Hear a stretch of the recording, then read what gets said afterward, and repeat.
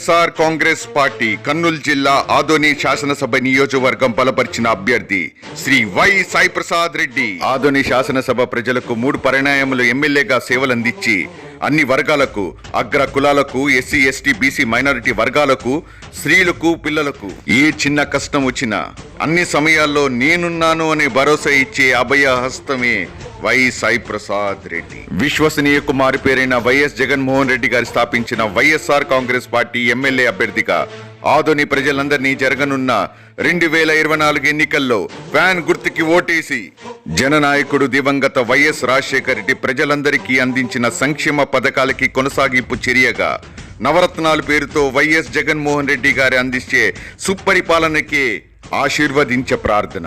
2004 సంవత్సరంలో ముఖ్యమంత్రి పీఠాన్ని అధిరోహించిన మరో నిమిషం నుంచే దివంగత నేత వైఎస్ రాజశేఖర రెడ్డి సంక్షేమమే మహాయజ్ఞంగా భావించి ప్రజలకు పాలన అందించారు. రైతులకి రుణమాఫీ, ఉచిత కరెంటు వంటివి, అన్ని వర్గాల ప్రజలకు ఆరోగ్యశ్రీ ద్వారా పేదలకు కార్పొరేట్ స్థాయి వైద్యం అందించారు. కుయ్ కుయ్ కుయ్ అనే 108 అంబులెన్స్ అందించారు. పేద విద్యార్థులకు fee reimbursement, KG to PG ఉచిత విద్య, 2 రూపాయలకే కిలో బియ్యం, వృద్ధులకి నెల 1వ తారీఖునే క్రమం తప్పకుండా పెన్షన్ అందేలాగా చేశారు. జలయజ్ఞం పేరుతో ఎన్నో నీటి ప్రాజెక్టులకు కొత్త శోభను అందించారు. పేదలకు ఇందిరమ్మ ఇళ్లు, మహిళలకు పావలా వడ్డీ రుణాలు, మైనారిటీస్ కి 4% రిజర్వేషన్ వంటి ఎన్నెన్నో గొప్ప గొప్ప సంక్షేమ పథకాలకి శ్రీకారం చుట్టి జనం గుండెల్లో సుస్థిర స్థానాన్ని సంపాదించారు దివంగత నేత వైఎస్ రాజశేఖర రెడ్డి గారు. శిఖరమంతి ఎత్తుకెదిగి విధి వక్రీకించి మనందరికీ దూరమైన దివంగత నేత వైఎస్ రాజశేఖర రెడ్డి గారి లోటుని ఆంధ్రప్రదేశ్ ప్రజలకు నేనున్నాను అంటూ నవరత్నాలు పేరుతో వైఎస్ జగన్మోహన్ రెడ్డి సామాన్యుడి ప్రజల గుండె చప్పుడయ్యారు. సింహం కడుపులో సింహమే పుడుతుందని నిరూపించారు వైఎస్ జగన్మోహన్ రెడ్డి గారు. ప్రతి పేదవాడికి హామీ ఇచ్చి చెప్తా ఉన్నా, ఏదైనా మీకు ఏదైనా రోగం వచ్చినప్పుడు, ఏదైనా వైద్యం చేయించుకోవాల్సి వస్తే 1000 రూపాయలు మీ బిల్లు దాటితే చాలు, అది ఆరోగ్యశ్రీలకు తీసుకొస్తానని చెప్పి ప్రతి పేదవాడికి చెప్తా ఉన్నా.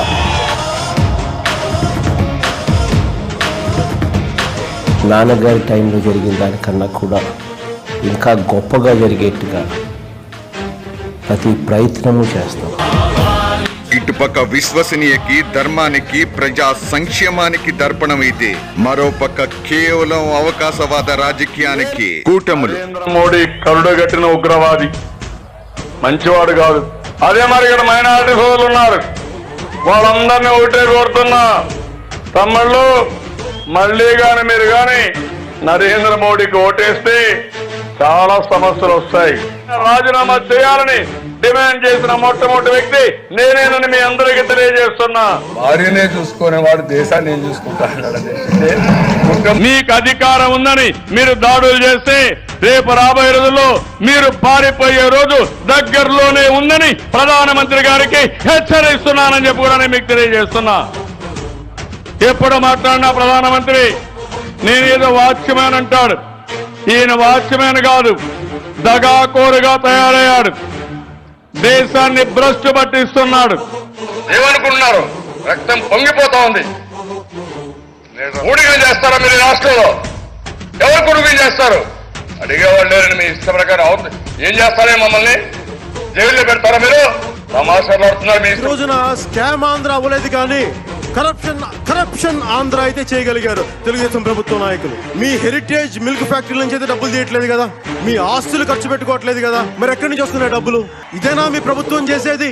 ఇందుక మేమందరి చేత మాట్లాడింది. చంద్రబాబు నాయుడు గారు అరెస్ట్ చేసి పట్టుకొస్తున్నాను. నేనేం చెప్పానంటే ఖచ్చితంగా అయితే నా మద్దతు ఉంటుంది చెప్పాను. ఆ మద్దతు ఇప్పుడు ఉంటుంది, రేపు ఉంటుంది. వచ్చి డబ్బుల్ని దోచుకోవడం కాదు, అలాంటి వాళ్ళని తరిమి తరిమి తరిమి తరిమి తరిమి ఊరు పొలమేర దాకా కొట్టాలి. జనసేన, తెలుగుదేశం కలిసి వెళ్తాయి వచ్చే ఎన్నికల్లో.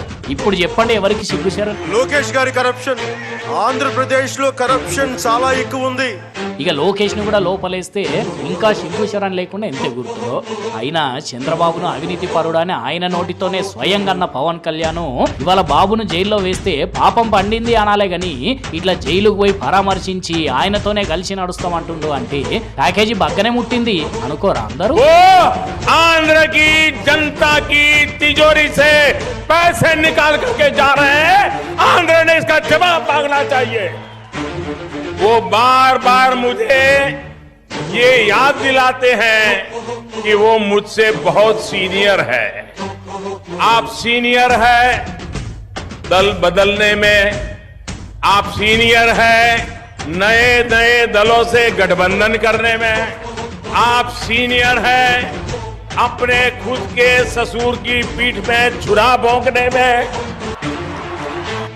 आप सीनियर है आज जिसको गाली दे कल उसकी गोदी में बैठने में। उन्होंने आंध्रा के गरीबों के लिए नई योजनाएं चलाने का वादा किया था, लेकिन मोदी की योजनाओं पर ही अपना स्टिकर लगा दिया है। अमित शाह तुम्हारे गाना बाजा बैंड बाजा है बाजू में, उन लोगों का बात नहीं सुनना। गद्दर नमक हर्राम, अभी बोल रहा हूं मैं, बाहर आके लोगों से, अगर लोगों तो मेरे बात सुनने का है तो सुन, नहीं तो मार मार के भगाएंगे तुम्हें। तू जिधर भी जा, तू चाहे एक बंकर में जाके छुप जा, भारत माता नहीं सहेगी तुम्हें, उसे दफन कर देगी तुझे। जा, तू अगर लोगों के पास गए तो लोग तुम्हें दौड़ाएंगे, मार पीट के दौड़ाएंगे।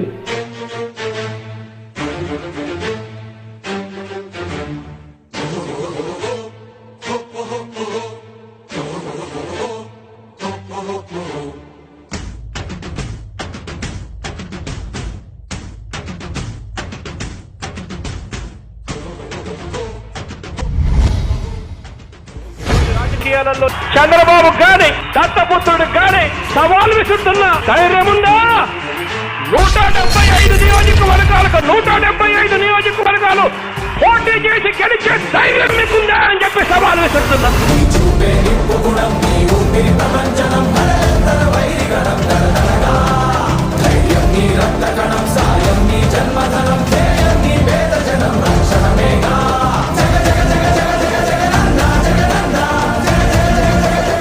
విన్నాను, నేను ఉన్నాను అని చెప్పి ఈ వేదిక మీద నుంచి నేను మాటిస్తా ఉన్నాను. మేము సిద్ధం.